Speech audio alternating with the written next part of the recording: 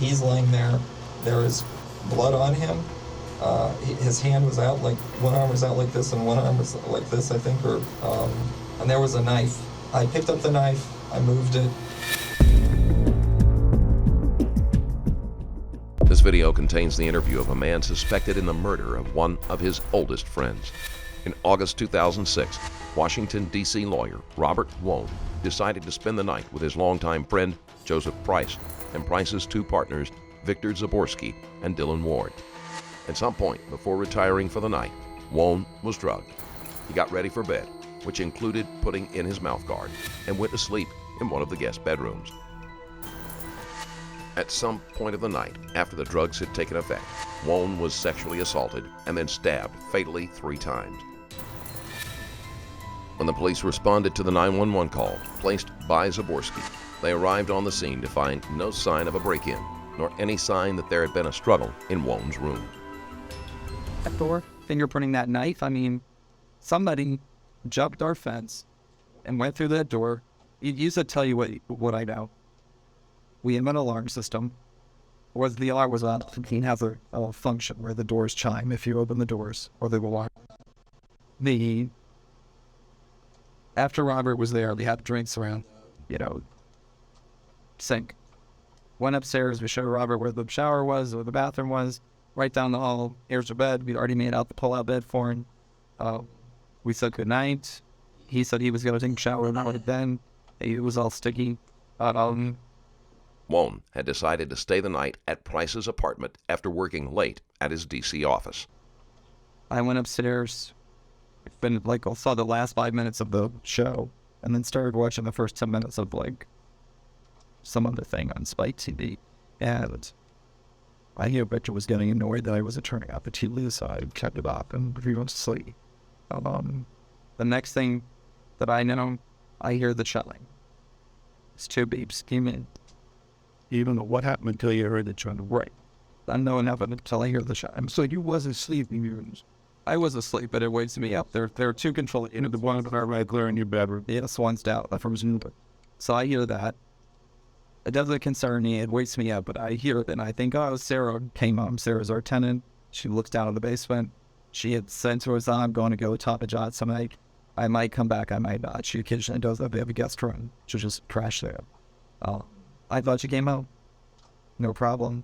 She's very heavy. She doesn't come upstairs. I wasn't worried about she's going to come find Robert and have a cow or anything. And she just come in and go downstairs. I don't know how long it was from when I heard the chime. It was not long enough for me to go back to sleep. And I hear it was yelling, but it wasn't. It was just like grunts or something. But you don't know how long it was. I don't know how long it was, but it was not. I didn't fall back to sleep. I was still awake when I heard it. And it was pretty close in time to right after I hear the chime. So Victor and I both jump out of bed. We run downstairs. There is, the stairs end at the door. I see the doors open. I see Robert is laying there. The bed cover is pulled back. Wone had been stabbed 3 times. Each wound would have been fatal by itself. He's laying there. There is blood on him. His hand was out, one arm was out like this and one arm was up like this, I think, or somewhere across his body.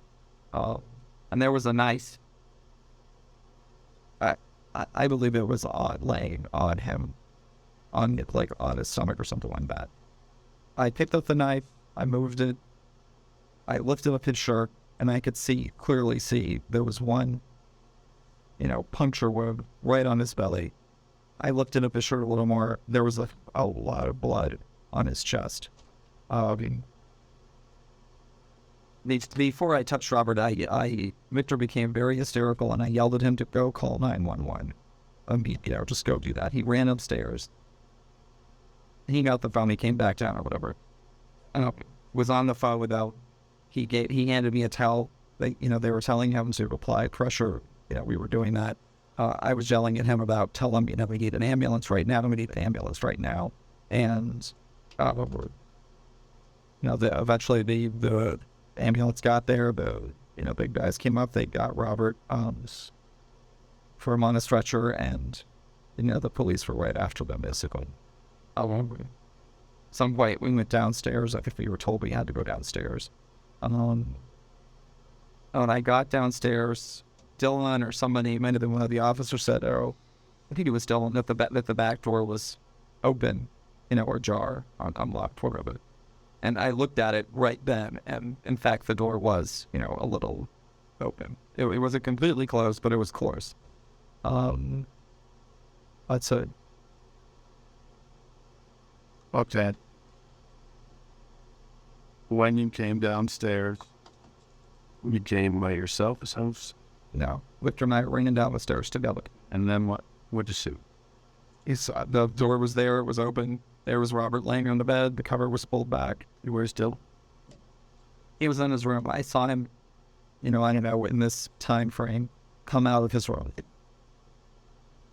He I don't think he heard the chime. You don't know.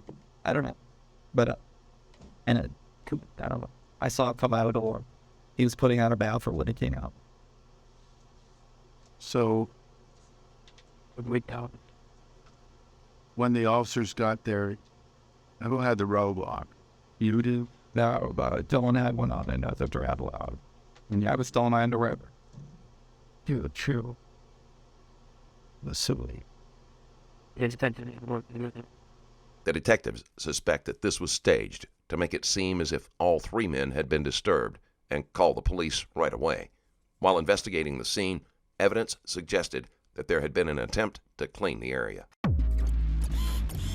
If you haven't yet, check out my Patreon page for both exclusive and ad-free videos, like this one, The Interrogation of Tasha Thomas. This case will give you a glimpse at what happens when good people get tangled in horrible events. Watch that and many more at patreon.com/strangerstoriesplus.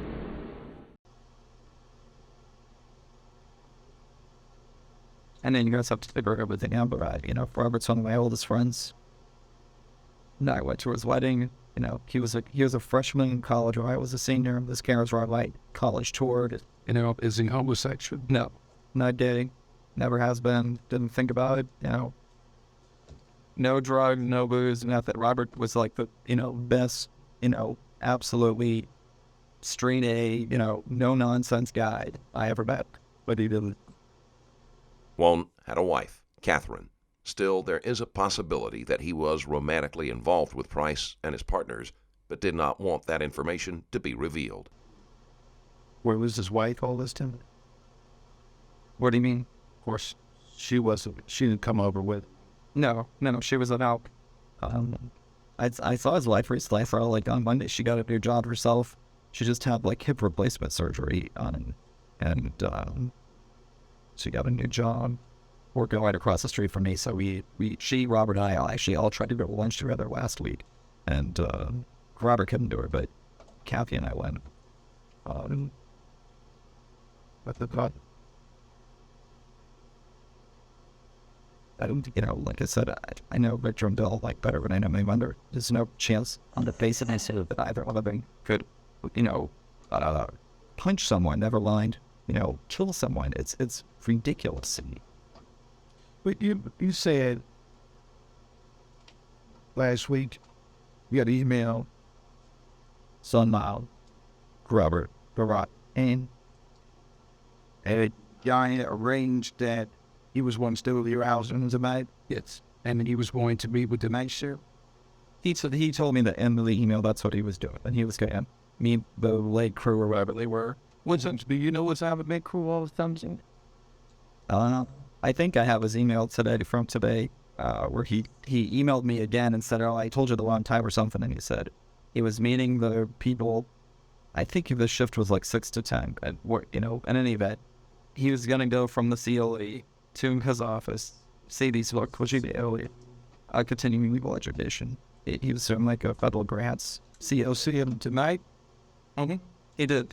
He went to the CLE, which is down at 1250H. Washington. When is that? He said it was over around 9. And then he went to the office, which is the 20th of him. And, saw the folks he needed to see. He got a cab. He called me before he left the building, said, "Hey, I'm catching a cab right now."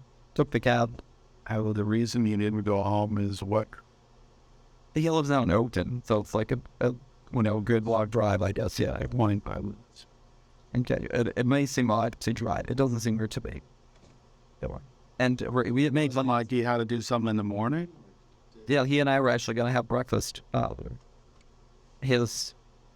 The company he works for has some internet infringement problem, which is a type of work I do. So I had sent Robert some pitch materials. In fact, I had some sitting out of my kitchen counter for him. So we were going to go have breakfast tomorrow, talk about the proposal, what he had said. I don't know if it was on the phone or anything else. There were some things he wanted to tweak, and then he would go to his office. I don't mind. But he always quit Atlanta when it? He never has. No, what? No. He was coming in, didn't want to drive out to his house, and then have to come back. And So the scenario you're telling in this, a burglar comes in the house with the sole purpose of coming upstairs and stabbing a person who's spent one, no, and not an hour in your. no, I don't think they knew anybody was there. The door was ajar when police arrived, but nothing had been taken from the home. Wone was apparently asleep when he was attacked and molested. None of this suggests that this was a routine burglary. All I can imagine this is the worst thing that's ever happened to me. I've never been bugged. My house is ever broken into. My car was broken into. First of all, the house wasn't built. It still hadn't been broken into. So I understand. We're presuming with this, but someone came in our house, took that knife. How do you know it? They came through the back door. How do you know? I heard the chime. The front door of the house was definitely locked. And then did you hear the chime when they went out? I did not hear. No. Victor told me that he believes he heard the chime again. I didn't hear it. And then this person, what did they do? Jump the fence? Yeah, and I was sitting in the living room saying to Dell, like, why in the hell would you jump the fence? Why wouldn't the person going out the back door go through the gate? How they meant good thinking. Because I didn't get to go out there, but, the gate was, as far as I could tell from where I was sitting, the gate was locked to me. The gate was not ajar. Does the gate will be closed when you open it up by itself? No, it's really heavy. So you have to close it. You would have to close it. Yeah. Then you don't and keep the door unlocked. Occasionally we leave the back door unlocked, not on purpose, but because we just forget to lock it. We grill out there, 4 nights out of 5. We grilled out there tonight. The grill is literally out the back door. I mean, it's like 3 feet away from the door. So it is completely plausible that the door was unlocked. How did you know the door was unlocked? Well, like I said, when I came downstairs, Dylan or somebody else pointed out to me, the door was unlocked or whatever when they got down there. But like they saw Signing out was this deed has been done. If you guys see the doors unlocked, so yeah, maybe somebody had a key. That's possible. Other than us and our tenants there was a few contractors that have keys. Once that, and it's one key. What keys the whole house? Will you know them and check the bill for you? Yeah, sometimes I do. Sometimes I don't. I mean, I don't remember doing that tonight. And in fact, while Dylan and Robert and I were talking around the sink, standing in the kitchen, I was looking out the back doors on glass, and there's 2 big glass panels, and I looked out and there's a light in one of the tree boxes. They're in both. And I could see something like crawling around on top of it. It looked to me like a big bug. Anyway, I walked outside and looked at it and came back in. But did I do it? That was tonight. Whatever the time was in. 10:40 something. I mean, it was after Robert got there before we went upstairs. And I can't tell you, did I turn and lock the thing? I don't know. I checked BD to their area. They said they had frag rate of burglars, right? No. You'd be there. No, it's, we know some of our neighbors, and I think of it as a very safe place. The one thing we ever worried about was the guy living in the van behind the house. We called the police about that because we saw the guy getting in the van and we thought someone's breaking into the van. But then the cops came and they said, no. They talked to some people that came over. They said, actually, the guy has permission or something to live there. He does. So When he's lived there.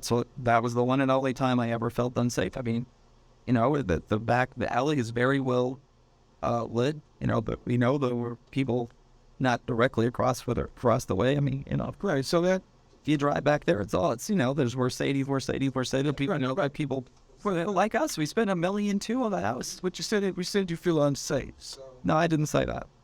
this only time was because when you saw this guy. Yeah, breaking in the van. Price wants the detective to believe that they had seen someone breaking into a car in the neighborhood. But if that was the case, why would he not make sure his back door was locked, even if he felt safe most of the time? Most people normally lock their doors at night. Yeah, I thought, oh, that's suspicious. Our tenant Sarah was the one who insisted on calling the cops because she actually saw the guy. And she was all like wigged out. I would better call. What time did you sit there on tonight? We didn't put the alarm on. We're generally, put it at night when we're home. Turn it on. When we leave the house, we usually turn it on. And truth be told, we So when Sarah comes home, if it's on, she comes in and disarms it? yeah, she knows the code. Yeah. So she be able to tell us about coming in, Sure. whether it's on or not, or Houston. Yes. Yeah. Yeah, she actually, at some point, I don't know what Does she put it on when she comes in? now when she comes in, anytime any of us leave the house, we usually put it on. Although we were doing that for probably the first 6 to 8 months we lived there. I mean, we had the system that was installed when we bought the house. But she is a little, I think, more paranoid or whatever. So she said at some point to me or to Victor, oh, we should start using the alarm, when we come and go. So now we do. But never at night. We've never, ever since we lived there, we've never put the alarm on at night. I know that may sound completely stupid. I lived on Capitol Hill, on Constitution and 11 for 5 years in a quote unquote French neighborhood. Nothing ever happened. It was safe. It was fun. I can show you murders within. I can throw a lot from 11 to Constitution to several lines. I'm just the oblivious, stupid, guy living in Washington Hills. The detective is understandably skeptical. If Price was worried enough to bother getting an alarm system, it doesn't make sense that it wouldn't be on when the occupants of the home would be the most vulnerable. Well, nobody broke in that house tonight. There's no evidence of it put a great in that house. Somebody came in. Well, we also talked to some of your neighbors, and some of the neighbors just happened to be out, and Wouldn't know what it, nobody saw anybody come back there, and nobody saw anybody leave back there. I mean, if there was any other possibility, I'd be right there with you guys saying, okay, maybe this happened or maybe that happened. But, there were the 3 of us in there. I know, like I said, I know Victor and Dylan better, but I know my mom. There was no chance on the face of the earth anybody did anything to Robert. Right.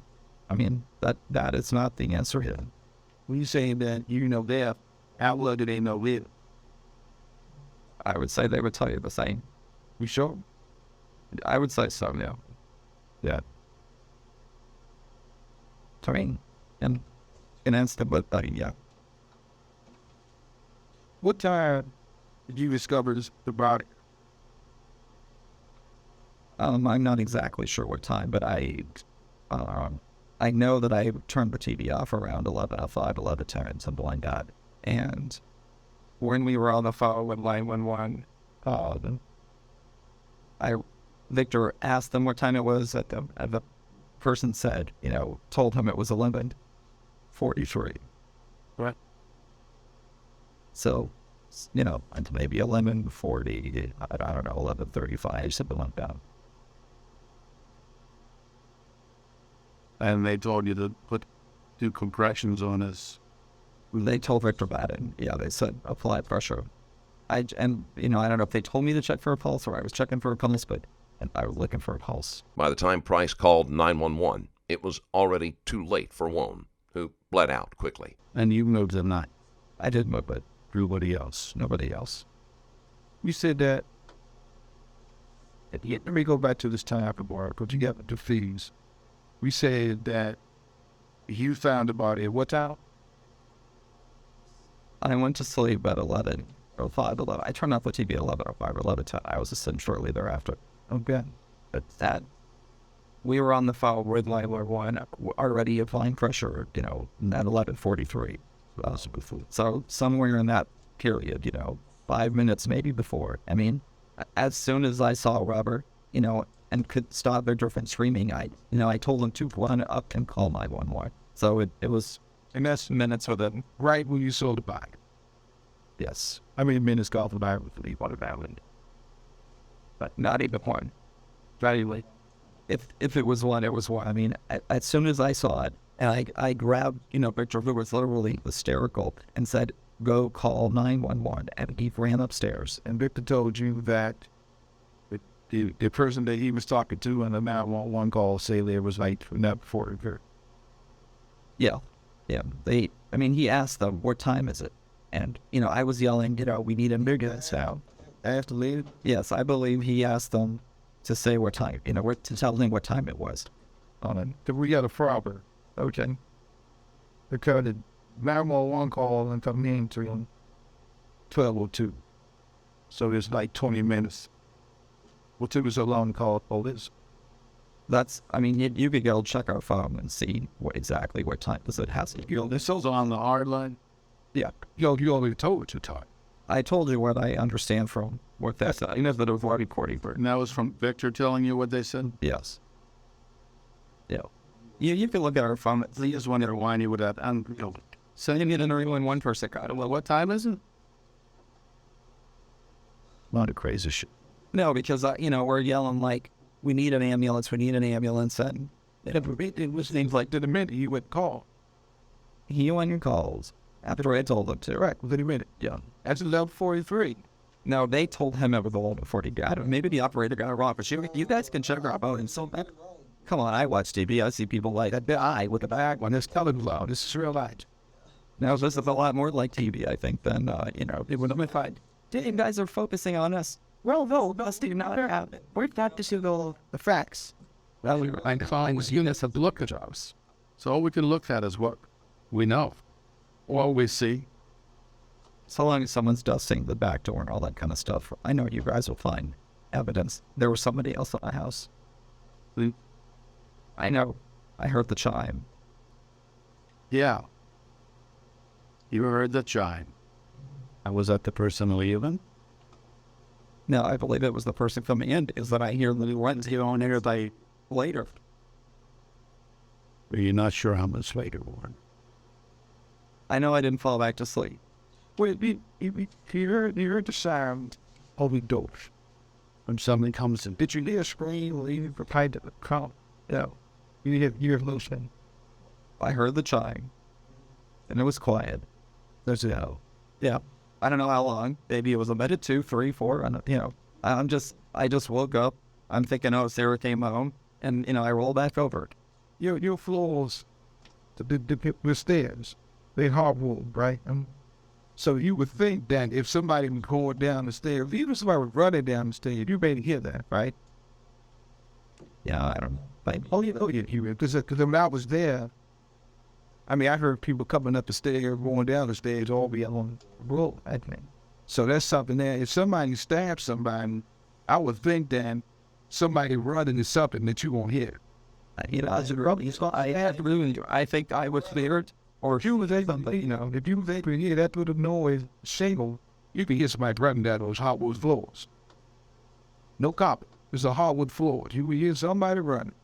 You mind? I honestly, I don't know how long it was before the guy ran out, and I don't know why I didn't go out the gate. I don't know why the back door wasn't wide open. I don't know, but the back door wasn't wide open. The gate wasn't open. No one jumped the fence. Nobody landed in the dirt. The dirt is not disturbed in any way around the fence, where you would have to stand to climb over the fence. Nobody climbed over the fence either direction. They didn't go out that way. I don't know. It's where you would see with the dirt for that. Oh, I do know. I've been on many and many a scene. Okay. I don't know. I honestly, what I do know without a shadow of a doubt is that neither Dylan or Victor, you don't know anything. I do know that I know about it. What reason on God's green earth would they have to do this? Which is not, that's not even possible. They couldn't even like. Joe, I have a problem, Joe. Because the whole time I sat in here and talked with you, I have yet to hear you say you wouldn't do it. I get. Okay, you know what? Because I don't even need to say I wouldn't do it. It's impossible. Because this is one of my oldest friends. I mean, this guy I went to was a wild Joe. Wone and Price met as law students attending the College of William and Mary, where they were both members of the school's honor society and student government. Yeah, we guys are Joe, if I didn't do it, and all these guys are my friend, I'm not going to say Joe and somebody else didn't do it. I'm going to say we ain't do it. That's the way I'm going to respond. I'm going to say we didn't. I've taken it for granted that you guys don't think I did it, but, you know, obviously I'm an idiot. Okay, maybe, you know, I'm a suspect too, but, you know what? This is one of my oldest friends. What on earth would possess me to do such a thing? Never mind, could I do it? It's crazy. The whole thing is crazy. Yeah. The guy ain't supposed to be staying over at your house tonight. That's crazy. That doesn't make any sense. You know, but just ask his wife if he was planning to. I can show you the emails right here, probably. I mean, I got my BlackBerry. This is from my work account. Well, maybe he's thinking about doing a little experimentation. I don't. You know, if I were you, I would tell you guys. Why would you? Because what? Because why not tell you? I mean, my God, I want you to find who did this. You know, go on. But not if it's one of you, and before you three did it. But if it's one of you three. It wasn't one of us. I mean, and you know, I know you guys can't just say, "Oh, Joseph sought us, so we're done." I realize this sounds crazy. It is this. You know, no. Never say to you, when you woke up, what did you see when you woke up? I mean, when I woke up, I heard the chime. It was dark. I was laying in bed. What else? I don't know. I don't remember saying anything. I don't even know if I opened my eyes. Well, yeah, well, if you woke up, you opened your eyes. Or maybe I did it. Okay. Well, did you see it? He was lying. Yeah, he was lying right next to me. Absolutely. What was Victor doing? He was asleep, as far as I know. He didn't wake her. I don't think he did. I mean, even chime wakes me up. Did everybody have wine? Yes, we did. Yeah, the bottle was still on the counter at the house. There was maybe a further that left. Did you only wake up and me or something? Yeah, I did. It wakes me up. So, every night when Sarah comes home. Well, Sarah's usually already home. She works for financial services on the hill.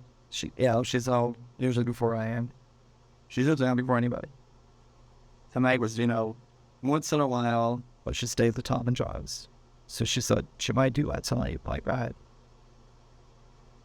I don't think it normally is for interrupting. We can ask them about this, so.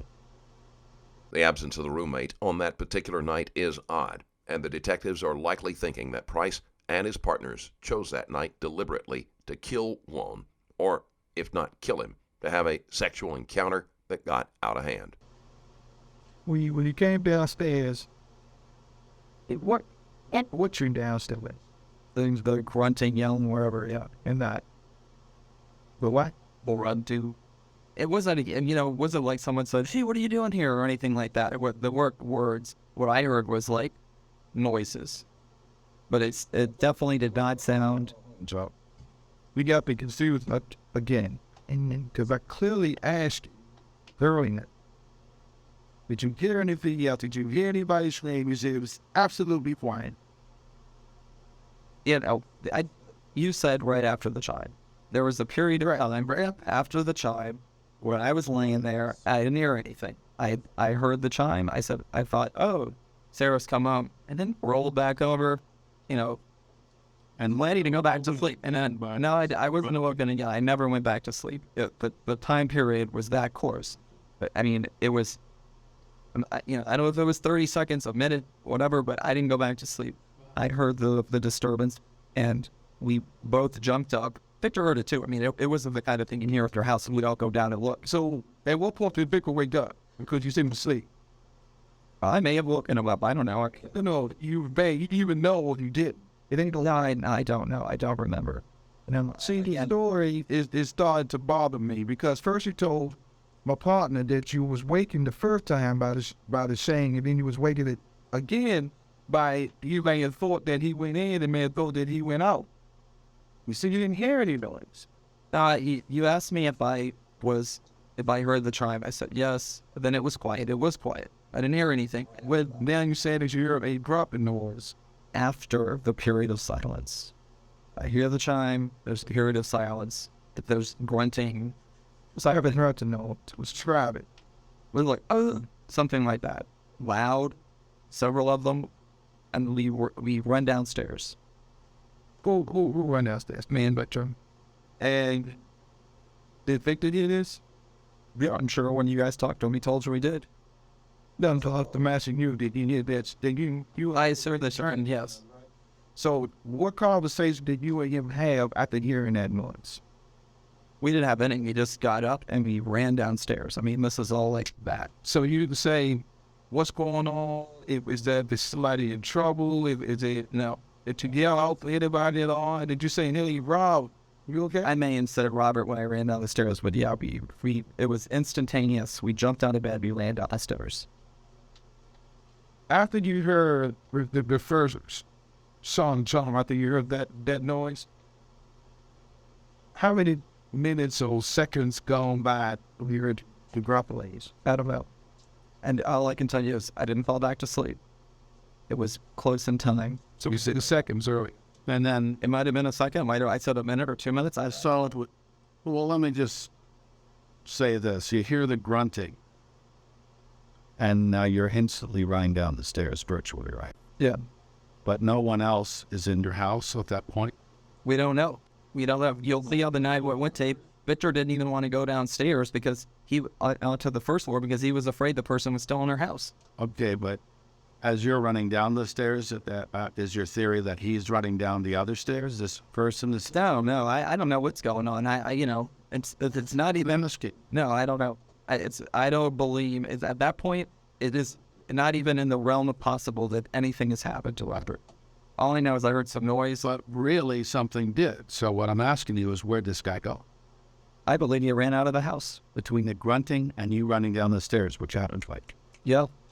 Yes. That's fast. I agree with you. Look, it's a crazy... I mean, why was the back door wide open? Why wasn't the gate wide open? Why didn't he go out the front door? Yeah, but you would think that you were running to this guy and you would see this guy running. Yeah, I mean... Because you said seconds. Yeah, and then it really was... That minute, seconds. Yeah, I think that's what... Anybody rather down the stairs or anything, you know? So what makes you think it's a burglary if you didn't hear anybody work? Well, see, that wasn't as hard. Couldn't I couldn't be Dylan. And I know it's you guys don't know it's from Adam, so who knows? You know, we could all be crazy as things, but you know. Since the three are in a romantic relationship, investigators have to assume that they would cover for one another if one or all of them is guilty until there is evidence to suggest otherwise. All I can tell you is it wasn't one of them. It wasn't me. We had no reason on earth to do this. I mean, I know Robert's whole family. I mean, when, you know, the crime of passion always happened like that. This isn't a crime of passion. Well, no, I'm just giving an example that, okay, sometimes, you know, people might not know one another and right, smuggling. Okay, well, I know it's on Victor or Dylan. And this I know. What do you know about it? What about his health? How's he doing? His health is very good. He's fine. And sometimes you do things. Look, so then, I don't know, tell you guys. I know you're focused on us. Yeah, I know that sounds crazy. You know, the whole somebody ran in or whatever. There's nobody did. And somewhere. There's not one single bit of evidence that anybody entered either. It's with. I think if you guys dust the place, you'll find fingerprints of somebody else. But one of you guess. I'll find the others. I'll find everybody's. I'll find Robert's. All then. So what? You'll find somebody that we don't know. You'll find some person on the doorknob, on that knife handle. Oh, no, I'm going to fight yours on the I-10. Yeah, you'll find, yeah. Brilliant. Yeah, that was stupid. But, you know, I mean, I can't tell you how shocking it was anymore. Did you talk to the officer first? Were you the first one to vet the officer? No, I think so. There were so many stories up. Well, they didn't tell any of the officers the story, must have. Yeah, we did. Yeah, everybody we talked to. We went to throw. Exactly what we're telling you guys, that, you know, what happened. That's why I wouldn't need that. What did you guys get? With course in it. Let's resist the fake though. Okay. So what did you tell the officer on the scene when they asked you what happened? Just what I told you guys. Who did you talk to? I don't know which one it was. The female and the guys, black ones, online ones, the forest you talked to. I believe it was a guy. I'm not sure. What'd you tell? Wait, the same thing. We heard the chime, ran downstairs after we heard grunting or whatever, and found Robert. Wait, I can tell you the first time that you told us this story, we never mentioned anything about grunting. We probably said yelling. Maybe you'd say, yeah, but 6 quiet. Now, I said it was quiet after the chime, sir. I've said this repeatedly.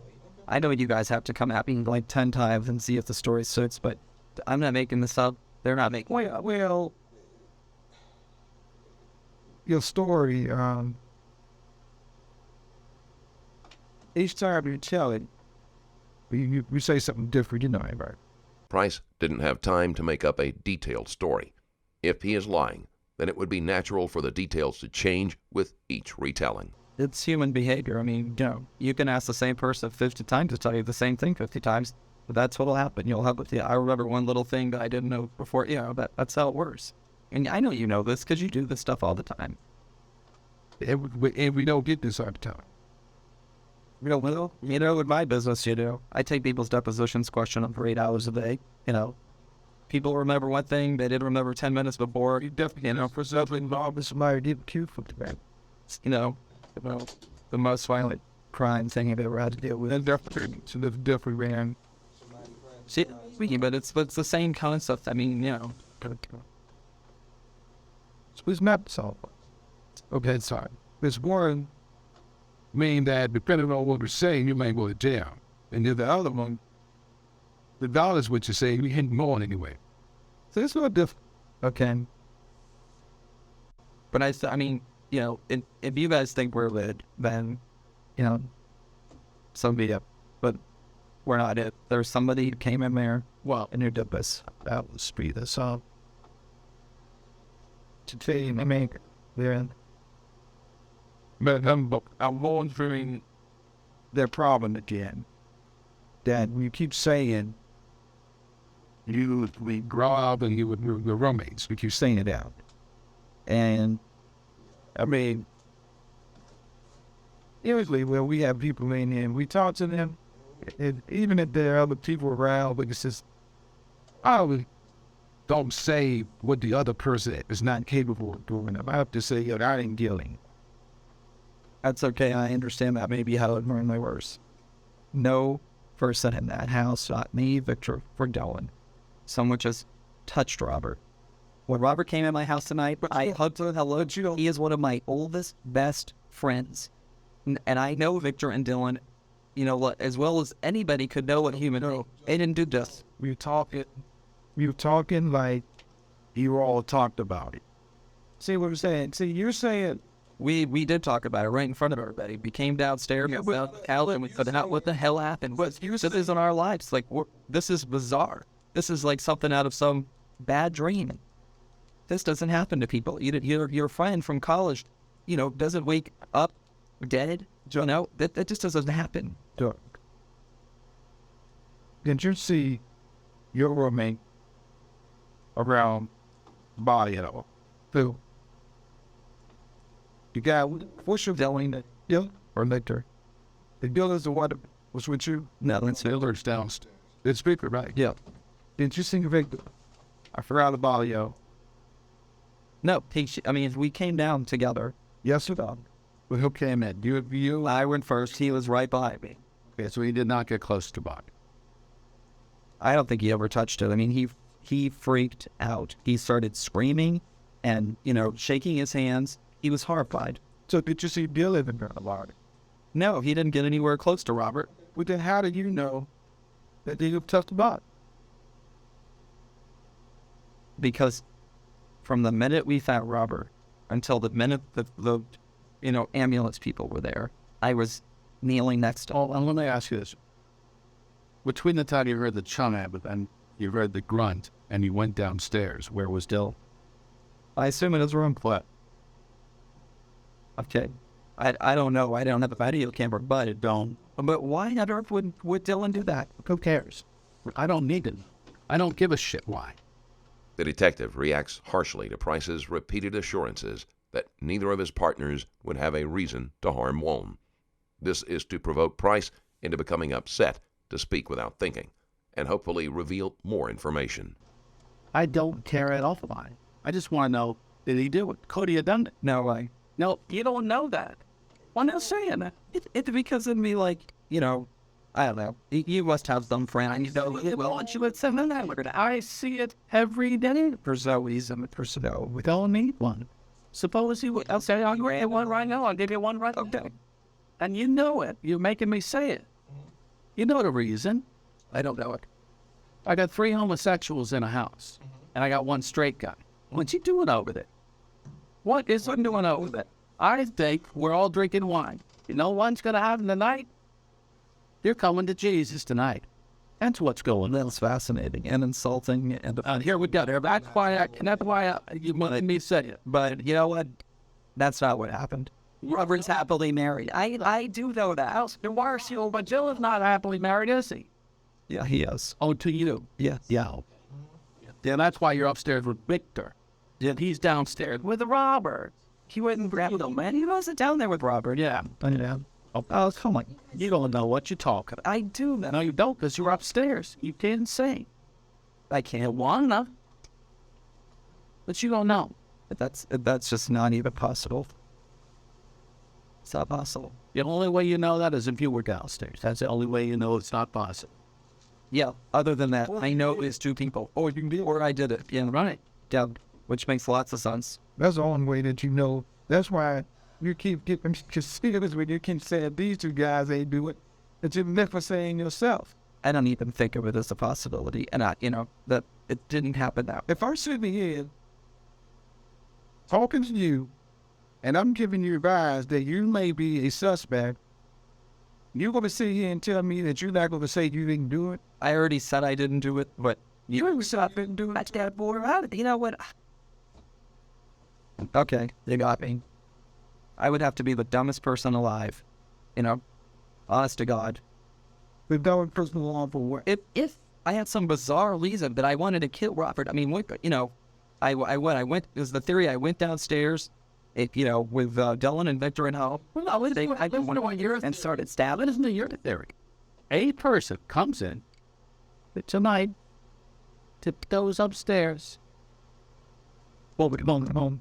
I think somebody in our house to kill, looking to steal something. But they didn't steal any of the trips. I'm going to have to go upstairs and right there. You know what? They went into a room that's on the front of the house, probably thinking, there's nobody here, whatever. They're going to check the place out, find what they want. And I don't know, we're get surprised. They run into somebody who's sleeping on the pillow. I was thinking, oh, I did burglaries for what? It wouldn't do more to tell you what a burglary normally do. That I wouldn't see it's on your interview, but go out. You know what burglars normally do? They normally start from the bottom floor first, and they pack everything in a bag, and they send it by the door. Then they work their way up. They don't let canvass the house first. That's not what they do. As soon as they find somebody, they run. As soon as they find somebody, they run, and you know what? The bag is right by the door, so they can take the bag and run with it. And they ain't gonna leave no night, but and they ain't gonna leave no night there. That's what burglars do. They don't go canvass through the whole house first. They don't burn that upstairs and see if there's anybody home. If they downstairs on the first floor and there's no signs of anybody there, that's when. And you know what's gonna happen here? And if the people one of you 3 did this. The detective keeps hammering away at Price, deliberately being as offensive as possible. Price refuses to entertain the possibility that any of them could have harmed Wone. But the truth is the detective is correct when he says that things like this happen every day. And the other two is going to figure that out. We didn't do it. Yeah, my God, neither. Yeah. It's the most crazy thing I've ever heard. Okay. Well, you watch and see what goes on. One of y'all did. We didn't. We did well. And that one's going to start to work. And you're going to see it. Or if it's you, they're going to see it. That's fine. You know, You didn't think it's fine? no, I'm telling you, we Going to get ugly. didn't do it. You don't know. Okay. So where do we stand with you guys? Can we leave? Can we not leave? We need to call a lawyer down to me. If you think you did it, and I didn't. I told the other guy it was on here. You know, it's not even a possibility. And I understand the whole game, but I also want to go. We need Robert's way. I don't mean. I mean, you guys are trying to do your jobs. You're trying to get one of us to reveal the fact or the screw up or whatever. But we didn't. Let's go back to this time. This is something that I need to talk to you about. Because let's call it talking. The number 43, yeah, you do that. Because in number 43, you're saying that. What's what I want to do is Victor was a victim to talk to him. What was Victor? Victor talked to him. If you're saying that Victor had the lady, what Tyler Leather was 11 points. Yeah. But he didn't tell me that right that second. Later, he got out. No. Let's step on what you said first. Because now he's right in the Bible. This is getting old fast. I told you what happened. We did not do this. It didn't happen that way. Okay, you never said anything about he told you that later. You said he told you that right away, is what was said. No.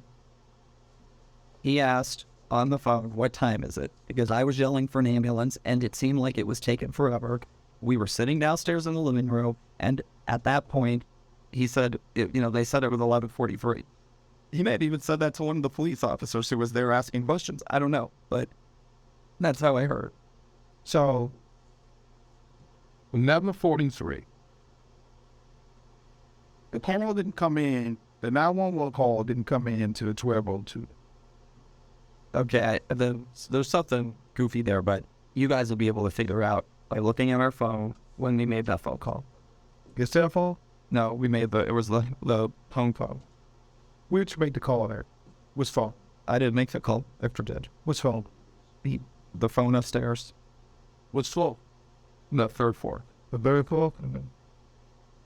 And on the third floor, What did he say in the third? I don't know. He got the phone, made the call. When he came back down the stairs, he was already on the phone with 911.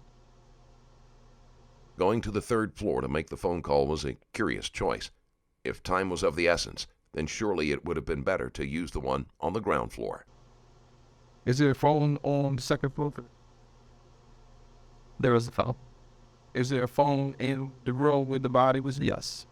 Yeah. The pull-out that's in front of the door, there's a desk, and then there's another desk and the phone. So, He was hysterical. He was screaming. I grabbed him and I told him, go call 911. And he ran up the stairs. right. Because he was hysterical, because there was someone bleeding, laying on our couch. And it is this bizarre to us as, if a rocket landed on our house. Backer. Man on the couch? Yeah, it's a pull-out couch. It pulls down into a bed. So he goes upstairs and he calls 911 when there's a phone And the Victor phone. Yeah, he was out in the hall hysterical. And I grabbed him and told him, go upstairs. I don't know, I said, go upstairs. I said, go call 911. I literally had him by the shoulders and was shaking him to try to get him to snap out of it. when you was sleeping. Did you? Ain't no back. You said you woke up and Victor was asleep. I believe it was asleep. Right. And we said he was asleep. No, I said I believe he was asleep. I wouldn't know. Let's go on assumption that you believe he was asleep. At what point did you realize he was awake? When we were getting out of bed, running downstairs. So you didn't realize he was awake when you first heard the child, and then you sat there for a while because you said he was quiet. That's right. It was quiet. You didn't realize he was awake at all. You didn't. No, when I heard the grunting, yelling, whatever, I think he heard that too. I think that woke him up. And we got up. The brother in there been yelling? I said grunting and yelling. No, I did not hear any running. So we said grunt. I said grunting and yelling. And first, in fact, I asked you each three and bright. I just said no. Yeah, because when we were first talking, not just you and I, but everybody, we said yelling. To clarify, I said it wasn't really people yelling words like "what the fuck" or anything like that. It was grunts. It was not. There weren't words. It was just sounds. So I said grunting. But you know, it's hard for me to not be able to distinguish between grunting and yelling. It's hard for me to not even to know that. Oh, James. So come on, man. I don't know what to tell you. I know you guys think one of the three of us did it. The truth. I told you the truth. This is exactly what happened. It's not going to change. You guys can keep us here for years. What exactly happened? What I told you what exactly happened. That's all I know. I don't know anymore. I know that you guys will find, I hope you find, prints on the door handle or the glass. There's a wall. What does the first one tell us? That there was somebody in our house. So anybody that the person went? Maybe. But we didn't. The only thing the person was saying is that this, at what point that person touched your doorbell. That's it. Okay. That's the only thing the person will tell. Well, I hope that there's a print on the knife and a print with a doorknob, and that, then you guys check the phone records and stuff. You'll see we made these calls that we did. You check Robert's wife. So there's you. So he was spending the night at our house. So I'll get you my email. We processed the knife for DNA. Say your DNA is the only DNA that's in that thing. Okay. What would you do with it? What would you bet? I don't know. I don't know how the whole DNA thing works, but it's a kitchen knife in our house. I use it. Victor uses it. Right, but you're saying that somebody else used it. Yeah, someone else did. That person DNA would be on that knife, because when you hold that knife like this, and you hold down at somebody's chest, you're applying more pressure, more skin cell, more organ. You were going to want to add somebody else's DNA on that. So if you want to find something, okay, good. So, you will. So unless they're wearing a glove. So what happens if I find just your DNA on that knife? That it's not possible. Because unless the person had a glove, and you know better than me. Listen to what I'm asking. I'm asking you, what happened if I just find your DNA on that knife? When faced with the possibility that his will be the only DNA found on the weapon, Price is unable to say how someone else could have used it and left no trace. If it's possible for my DNA to get on it, for me picking it up, then you would find my DNA on it. Right. So therefore, because it is kind of possible for it to be on there if I'm just picking it up. Okay. So if I find it DNA on it and your DNA is all over that knife, but it's not. If you can't get it on there from just picking up the knife, then you will find it. I mean, I don't know what else to tell you. I went to lunch with the guy's wife. I've known him literally since he was like 18 years old. Slept on my floor in college, I know his brother, I know his mom and dad. For God's sakes, we're talking about business that we were planning. I mean, you said that you and him was supposed to have gone out one day last week. You up in his way? Yeah, Kathy and I and Robert all emailed to try to have lunch together because she got a job right across the street from where I work. Robert was close by. We were all going to meet for lunch, and he couldn't make it, so he went to the Daily Grill. You went when? We went to a Daily Grill. Who? You and his wife? And what did John do? Chris had lunch, talked about her job, talked about my job, about session. And when you finally talked to Rob, when did Rob say to you about why he couldn't make? He had a meeting or something. He had a meeting, and did he tell you where his meeting was at? And I think Kathy told me that he had a meeting. Okay, no, well, the Kathy was Rob. I think it was Kathy. But you said Rob. I asked you. Why have they lied too? What did Rob tell you? You said Rob told you that he had a meeting. He may have, yeah. So they both probably they Kathy. So one or the other said it, or both. I don't know. It's not an important fact that I would. What was it? Admit to memory. It was last week. I think it was last Monday. Last Monday. I think so. It's on my calendar, see if I can look. I can tell you. Yeah, that's what you look and see what day got this. Did you?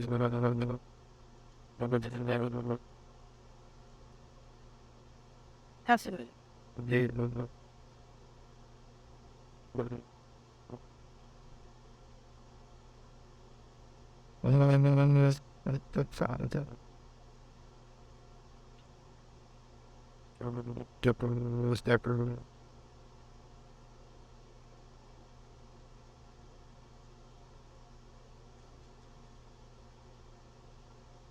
Now, I don't see it on there. I mean, I will go down one. This it last night, I think. You said you didn't put that. I made out about. She was. You were pretty sure that you did early. Yeah, it's my calendar. I use it a lot, so it would not be crazy that I would have done that. But I think, there are emails that you guys can see that will show you this. I mean, I was emailing with her the morning of saying, oh, could you do lunch today? So tell me, Joe. How did the bug get on the towel? I took the towel and applied it to Robert's chest. We did? Yeah. So how much blood is on that towel? Adding in. Did you get it your So I did go a little bit on my hinge. on your hand? Yeah. Wait. Was that my idea? I think What finger went to the side of it. Which one is which? I mean, I'll pour to it. The middle thing? And then Was on that fish? Where's that then? so I don't know where. I assume I washed it off. I go into the bathroom. 2 or 3 ties. Okay, I don't want you to assume anymore, but this just happened. Okay, so you should know if you wash your hand or you did. Don't assume anymore. Okay, don't assume anymore. But let's not make it hostile. I told you everything. Because you're assuming everything I'm talking to. You're assuming everything. Now, Okay, you wash your hands, right? I did it 3 times. Why did you wash your hands 3 times? I washed my hands after I drove to the bathroom. Yeah, but we're talking about you didn't go to the bathroom this time. I went to the bathroom here 3 times. So you saying that the blood that you have in your hand, you washed it off then Yep. in the precinct? Yes. You didn't wash it off at your house? No, I don't think I even noticed it was on my hand until I was in the car at the 7-Eleven with your officer on our way over here. And I was standing, waiting there, and I saw it on my hand. Then you would just casually wash it off then. I didn't purposely go to the bathroom and wash my hand. The blood on Price isn't necessarily a conclusive piece of evidence against him. If he was searching for a pulse or trying to stop any bleeding, he would naturally have a certain amount of blood on him. And just as naturally, he would want to wash it off at the first opportunity. I didn't even think about it. I went to the bathroom and I washed my hands 3 times. It's not on my fingernail anymore. I assume that's what happened, was that it got washed off when I washed my hands. So how did it get on your hand if you was using a towel? I picked up the knife. I lifted up Robert's shirt. I checked Robert for a pulse. And any one of those moments that could have happened. Where did you check for a pulse then? I checked, I think, both wrists, and I tried to check his neck. So he didn't have any blood on his neck, right? Not to my knowledge. And he didn't have any on his wrist side. Well, there wasn't blood on the face. There's blood on the blade, but it's not on the hand. Okay? Okay? No. So where else could you have got this blood? On his t-shirt, I lifted up his shirt to see the wounds, and there was blood everywhere. But it's not going to be on the finger that you said the blood was on lifting up his t-shirt. Okay.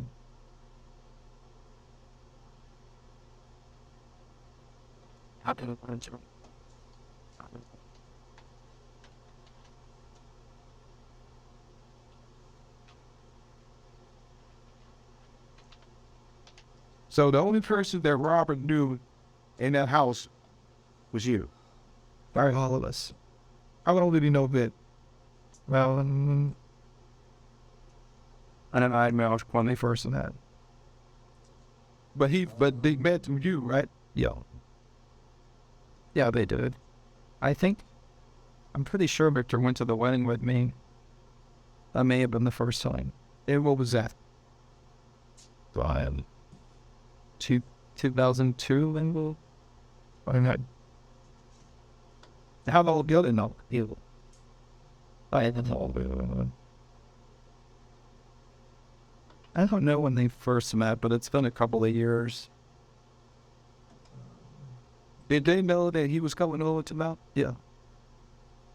Victor didn't know until we were making out the bed, because Victor was at a doctor telling him he wasn't supposed to get home until very late, so I just never talked to him about it.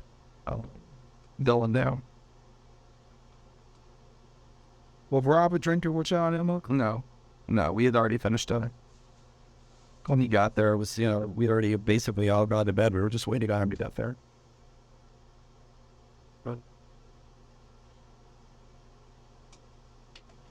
Why didn't Rob just... why didn't he just go hot? I don't know. I just think he thought there was a low ride out. I don't know. Nobody on Earth will wish more, but we did. I honestly have no idea why. The reason given for Wone's choice to spend the night doesn't make a lot of sense. If they were meeting for breakfast before work, there was no reason Wone couldn't have gone home and driven back in the morning as usual. But, you could ask Kathy, you could look at my emails. I mean, it was, crystal clear. Yeah, but that's not going to take him. The only thing they're going to tell us is that he talked to Kathy and told his wife that he was going over your house and spend the night. Yeah. And why? But he was doing the CLE and doing that. But... Well, he's saying that's the thing. I mean, why not do that early in the morning when you get to work? What do you mean? See the people that he was saying? Yeah. I don't know if I have this right, because my recollection is from like 2 emails that Robert wrote. And one of them he was saying, I got the time wrong, but I think he said that he was meeting the people that worked from 6 p.m. until 10 p.m. But that's what I thought. And I know he said the CLE was over at 9. He was going to go back to the office, seeing the folks. And, you can verify that too, obviously, because he did that. And how long you know Ron? Since he was a senior in high school. What was the house for Ron? It was Cotton, somewhere in New York. He went to a private school, I think, in New York. Where'd you go to school? Well, then high school. I went to high school at Cape Cod, and the cows were both Navy, and we were stationed there. Robert and his family were on a tour with me. I was a college tour guide at Harry, as So it was a tour. Since you know Rob, had Rob Elliott done this before? Done what? Spread the love over your house. He may have stayed with us when we lived on Capitol Hill. I'd stealthily, possibly. And I can't remember to be certain, but so I certainly saw him when he lived on the hill. What happened to the other stuff though? At our house, he had never slept over at this house. So I mean, for the time that you know, man, Was he ever slept up? Slept over your house? Yeah, a couple of times. Once, Robert was after he got admitted away, he came back for like a special program for Monroe Scholars. He was academic scholarship program. I was his host, his student host. Just randomly, it just turned out that that they were on my tour, and I ended up being his host. And he slept on the floor in my dorm room. And then I went to law school at UVA, and he interviewed at UVA. He came to UVA and interviewed, and when he did, he stayed at my place. Those are the 2 times I'm certain, but he slept tight. Beyond that, all one. So you can say that you have a very, very close relationship with Rob, right? Yes. Close friend. Yes. Like him? He was a good friend of mine. Did you like? Is that a like anything question? Right. No. Robert's straight. Robert's always been straight. He was not even close to being dead. Okay, I know what he at. Yes. But do you like it? I actually am not attracted to Robert, but it's not even an issue. It's like a completely inappropriate, I think, consideration. But Why would you think that? Why would you think that's inappropriate? it just seems strange to me. Why? Because I'm gay, I might have been attracted to Robert. I mean, that's the... You've been around him since high school. Yes. You've been around here. You stay in touch with him. He's sleeping with, not with you, but he's sleeping at your house. You see him at William and Mary. While phrased poorly, it is an important question. Whenever a victim stays over with someone overnight, and it is not a usual habit, the nature of that abnormal behavior pattern has to be examined. You still have, close friends connection with them. Email you, email you. I'm supposed to go to dinner with him the other day, so that's why I asked you. Do you like? Yeah, no, I was no. You never had any type of feelings with the Rock. None other than the kind of feelings you would have for a very good friend. Yeah, glad. Not attracted to him. Never have been. And I don't have any doubts Robert was straight in the day of flying. That's it. So why do you stay in touch with him? Why do you stay in touch with your friends? I mean, he was my friend. I was the man that he's staying in touch with two of my high school players. He wasn't my high school friend. I was a senior in college when he was a freshman in college. Robert was on my tour as married. Did you know him since high school? I said I knew him since he was a high school student in high school. Yep. He was a senior in high school with his wife on my tour. Right. So and I met him at high school. Yeah. Okay, back up. But he just said college, so I just want to get that straight. I thought you were saying I met him in high school. I did those. Okay. Yeah, he was a freshman when I was a senior. I was the student body president. Robert got very involved with student government. He was one of my, appointed officers.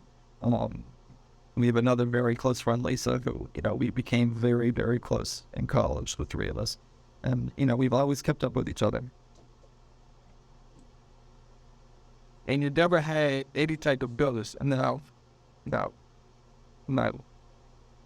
Even if they had, I'm not sure what the rest would make, but I don't find Robert physically attractive. Did he find you attractive? No, as I told you, was. Unless Robert had a secret life I didn't know about, very straight, very happily married. Not the kind of guy who, I don't think Robert cussed. So, Robert was a very, he's, like something out of a TV show. The guy did no wrong. He was the most earnest, hardworking, good-natured person. Yeah.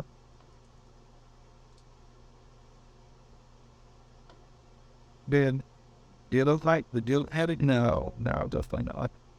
But, how you know? I know Dylan. I know Robert was not his cup of tea. What? It's probably like your friends, like what, X guy likes this type of woman or that type of woman, but, because I'm just saying, did he ever tell you that? In order for me to know that somebody didn't like anybody, but they would tell you that they didn't like something. They would say, I don't like the person. It never came up. Right. So how do you know that? I assume he didn't find Robert attractive, based on what I know about Dylan's tastes. What is Dylan's taste? I would say,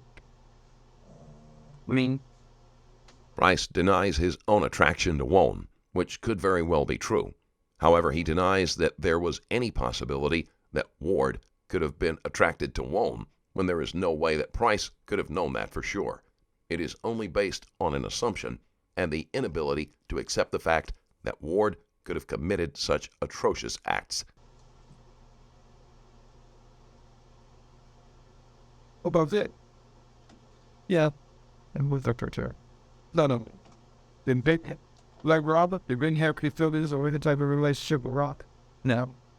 They were friends. We when Robert's wife just had her hips replaced, we all went out there, booked some movies for her. Like I said, I think Victor went with me to the wedding. I don't know. We went to their house for dinner, you know. The victim about have felt this long way of that relationship. No. How you know? I know Victor, you know. It's not even a possibility. Just like this whole thing is not a possibility. I mean, as crazy as it sounds, someone came at our house and did this. But you didn't care any this. You don't know who came, so you can't say somebody came. I know. And there's no point like leak troubling all that. You know, Right, what's that? but yeah. What's that? Because you have to give me any type of indication other than the door was open and you heard I heard the child. the child. Other than that, that's not an indication that somebody came and then did bombing. What? I bet it. So this By the chime, by link, for me, that's proof that someone came to our house. That's I mean, it was practically it also proof that one of y'all went there and opened the door. We could have, but we didn't. Victor and I were in bed. Dylan was in bed. How you know door was in bed? I saw him come out of his room. I mean, the guy looked like he had just woken up. When you was upstairs and you heard, Yeah. you didn't see Victor Dylan. with Dylan. You didn't see Dylan. So how did you know Dylan didn't go after it opened the door? I don't know if he did do that. But I know there's no reason on earth that either him or Victor would do any such thing. They couldn't do it. They're not violent people. They're not even close to violent people. It's. Are you? No. My God, no. Are you kidding me? My gay brother beat the shit out of me, you know, for however many years. I mean, was an my family. My younger gay brother, mind you. No, I'm not violent. No. It is as much a mystery to me as it may be to you guys, but you got the wrong three people here. You know, we didn't do it. We would never do it. You know, it's not even a possibility.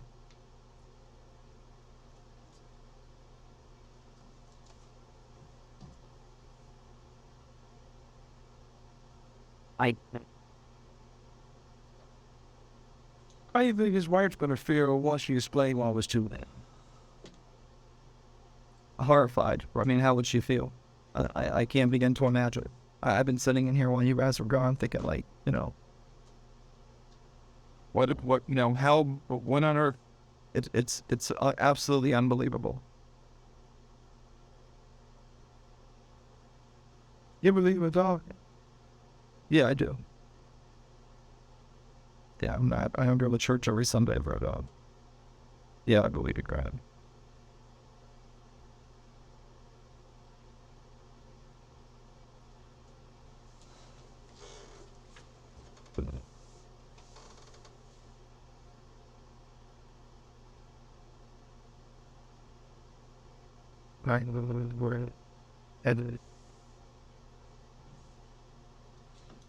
I'm gonna throw this out at you. And I'm not saying that you did do it. Okay? I'm just gonna throw it out at you. And I want you to give me some feedback. Okay? Say you did. Okay? That's your hypothetical. And for some reason, you and Vic and you and Dylan got together and talked about what y'all was going to say, what y'all was going to do with the Faustus. Over here, on the down. Do you think it's fair on your part that if we find out, which we probably will, that you were Robert, do you think it's right for you to bring Victor and Dylan into this assessment? I didn't do it, and they don't. If they can't get Price to turn on Ward or Zaborski, then their alternate attempt to get a confession will be to guilt Price into confessing to save them by taking the blame. First, I just told feedback. Or there isn't any feedback. We did not do it. We could say that one more time or 100 more times. That's all. We didn't do it. I found Robert laid on my couch. It is as bizarre to me as if I found a hippo in my house. It is absolutely unbelievable. And nobody did it. Was Robert ever downstairs in the kitchen? Yeah. The whirlpool. when he came in. He came in the front door. He said hello. Went over. We had a glass of water. Talked a little bit.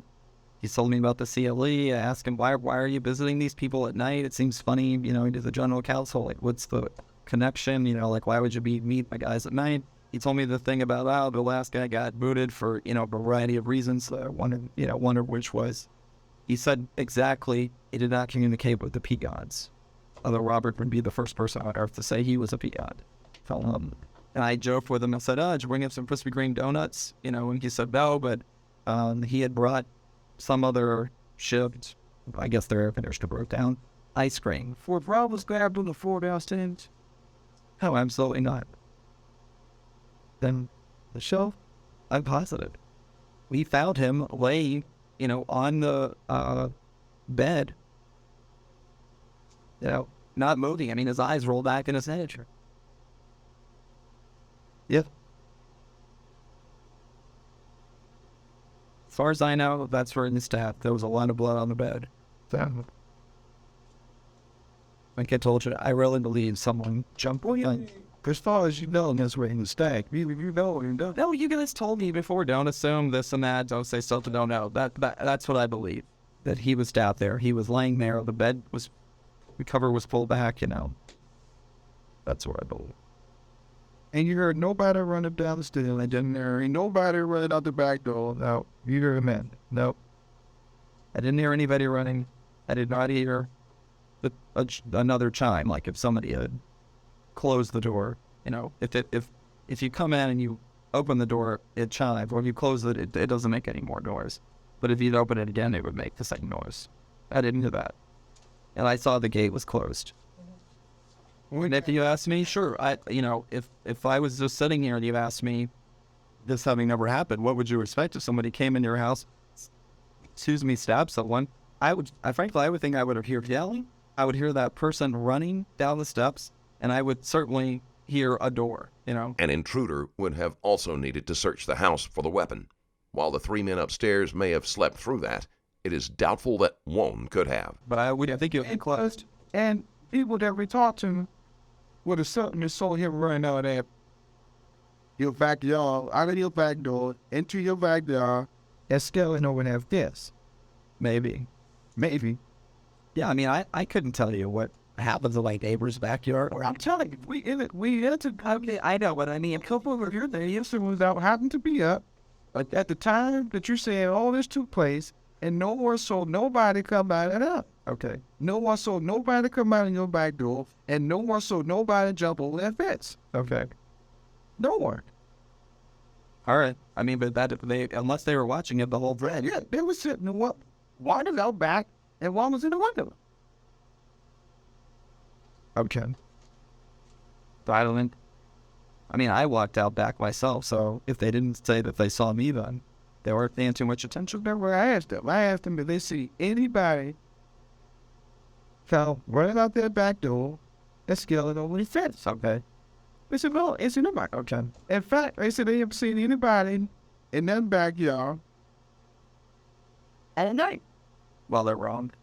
In fact, we were in the backyard grilling. The damn grill caught on fire. Nothing more. During the daytime, we'll get that's the best this night, tonight. We talking about around 11:30, 12 o'clock, right? I've got you saying it back.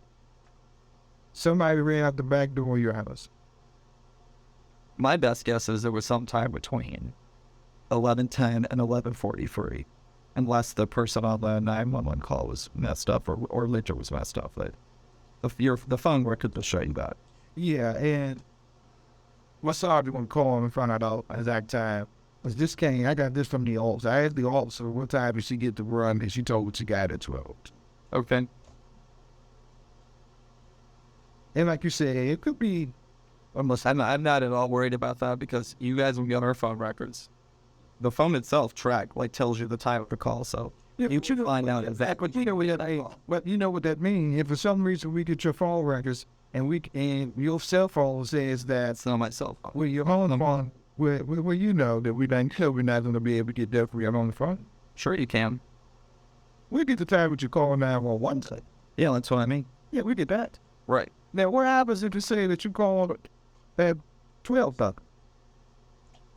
Then they got the time on. Oh, they got the time. Yeah. I don't know. I was on the phone with their dresser and he said what the time was, but Let me explain something to you, Joe. I've been doing this for 18 years, and I have yet to see a 911 call be the time, bro. okay. Then fine. Then he heard it wrong. I don't know, but Yeah, bro. you'll see that. You need to hear, bro, because he told you 11:43, and then for some reason, when he told you 11:43, and then the person on the other end of the phone, one never heard that. And if that person heard that, he got repeated. He didn't tell me the time at that moment. He asked what the time was. Later, we're downstairs, we're sitting on the couch. You know, the police are asking us all kinds of things about when did this happen, when did that happen? And either I asked him what time did they say it was or someone else did, but he said, as I remember, 11:43. And that's it. But it doesn't matter. You guys are going to see our phone records. You'll see when he called. Wait, you said earlier that you friend asked the 911 caller what time it was. That's what you said. Yeah, he did. And you said you were standing right there beside it when he asked. No, I was kneeling by Robert the whole time. Right. When he was standing there, I couldn't hear anything what one person was saying. Yeah, when you said, we're not talking about one thing. We talking about Victor. You said that Victor told Victor right there, stand right there beside you. You said you heard Victor ask the 911 call what time it was, and he said 9:43. I mean, no, I didn't say that. He never said what the person said while it was happening. That didn't happen. There seems to be a pretty big discrepancy. In one version of events, Price claims Zaborski went to use the upstairs phone. In the next version, Zaborski is close enough for Price to hear him talking. I couldn't hear anything that the person was saying on the phone, and he didn't say anything to me other than that they're saying apply pressure. You know, that was all. The whole time thing came up downstairs. We're sitting there. It all said something about pressure. Victor. And Victor said he got that from the 911 Yes. phone. Yes. I know you guys look at the tape. You'll see it all. That's exactly what happened. Well, I'm just curious. Did you tell the 911 caller that your friend was stabbed him in the chest? I was on the phone. I don't know what Victor said. We still get. Somebody had to say something. Yeah, I don't know what he said. He ran upstairs, called. He was already on the phone. They came down, you know. And at that point, I was saying like, we need an ambulance right now. You know, I mean, that's it. I don't know what he said to him when he was upstairs. And then at what point did they say your blood pressure? He walked over and handed me a towel and said they're saying apply direct pressure, and you know I did. That was it. It's like,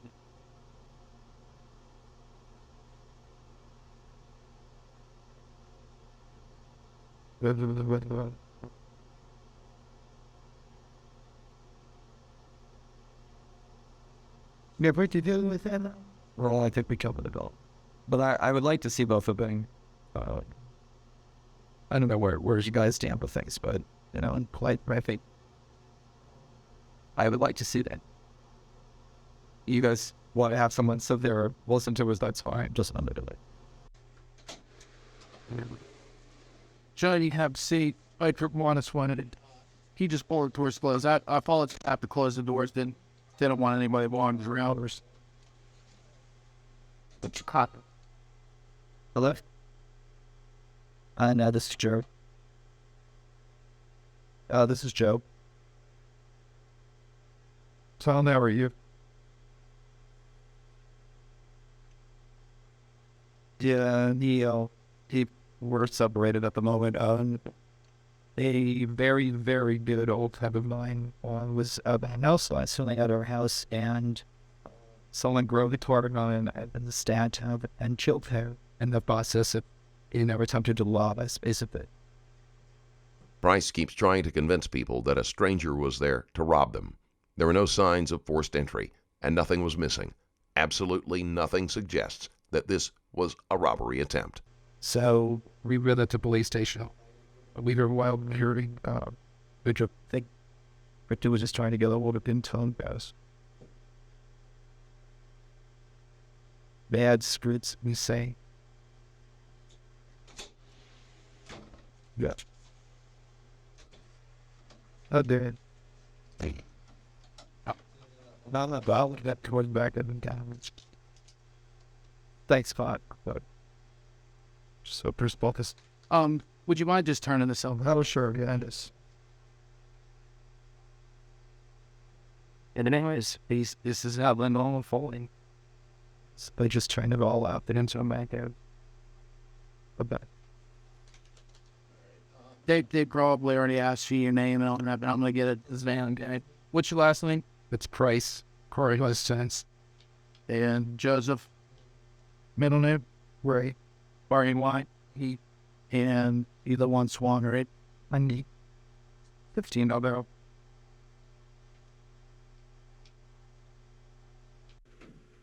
And your home phone? It's 202 26 Black Legend. 28447.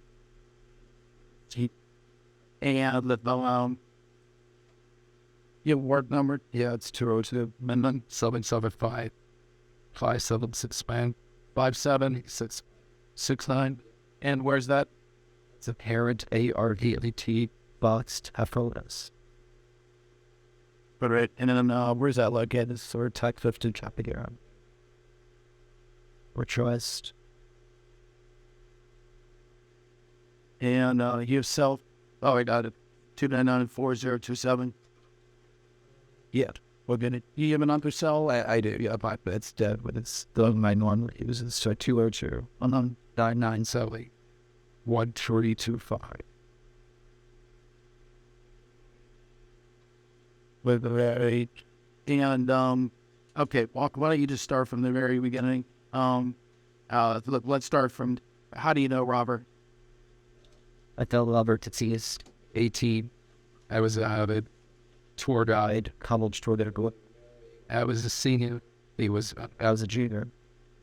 His family is well, the dad and he were by my tours. Stupendous. Stopped me after the tour was over. My grill me, if they could do you guys for about the college for like 45 minutes or an hour. Robert's got like anchor around, looking embarrassed. And he got admitted and he came back at the SIG acted on the Global Achiever, kind of a Frobers. Randomly, I get to be his host with the program. He spends the day following me around, sleeps by a dorper. He, by student body president for the senior year that he was a freshman. He got involved in the student politics. I put up a bunch of committees of it. He acted like he was a Congress, not this stuff. I don't know. We became fast friends, and after college, I was possible at UVA. He applied to UVA, came up to with me when he interviewed. He ended up going to UTech.